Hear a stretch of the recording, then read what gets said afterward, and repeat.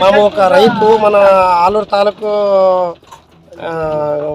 వలగుంద మండలం గెజ్జాడ గ్రామంలో మన మిరపకాయ పంట వేసినాం. మన ఒక రైతు మన ఎల్ఎల్సి కాలువ కింద ఉంది. ఒక్క తడిగిన ఇంకొక వారం రోజులుగిన ఎక్కువ నీళ్లు తడి ఇచ్చింటే మాకు ఎల్ఎల్సి కాలువ నీళ్లు అందించింటే మన రైతులకి ఎట్లా చేసి మాకు ఇబ్బంది ఉంటుండలేదు. అనేక ఇంకోటి ఇప్పుడు ట్యాంకర్తో నీళ్లు ఎక్కడో గుంతలో అక్కడిక్కడ నిలబడి ట్యాంకర్తో తోలుతున్నాము. ఎకరానికి 15 నుంచి 20 వేలు ఖర్చు వస్తుంది.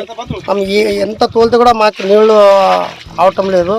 ఇది ఎట్లన్నా చేసి మన ఎల్ఎల్సి కాలువకి ఒక 8 రోజులు నీళ్లు ఎక్కువ ఇచ్చి మన ఆదుకునే వాళ్ళు ఎవరన్నా కానీ మనకు ఆదుకుంటే మనకి చాలా సహకారం చేసినట్లు అవుతుంది. ఇంత మేము రైతు కోరుకుంటున్నాము. ఇంత సహకారం అందించాలని మేము అందరికీ కోరుకుంటున్నాము. హలో, నమస్తే అండి.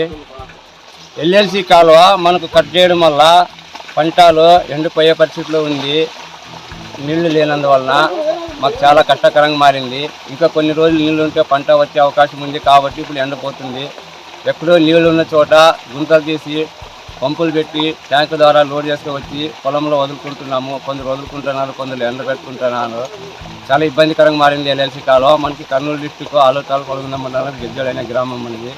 ఇలాంటి పరిస్థితి చాలా ఇబ్బందికరంగా మారింది. దయచేసి మాకు కాలువ నీరు అందించే అవకాశం ఉంటున్నా కూడా ఇప్పుడు అందిస్తే మాకు చాలా ఉపయోగకరంగా ఉంటుంది.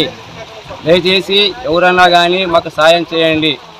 నీళ్ళ ద్వారా రాజకీయ వ్యక్తులు, పెద్ద పెద్ద నాయకులు సార్ మనకు చూడండి, మనకి ఇబ్బందికరంగా మార్పిచ్చే అవకాశం చేయకండి సార్. ఎవరో కానీ రాజకీయ వ్యక్తులు నడిచేవాళ్ళు దయచేసి సహకారం చేసేవాళ్ళు మనకు ముందుకు వచ్చి సహకారం చేయండి నీళ్ళ ద్వారా.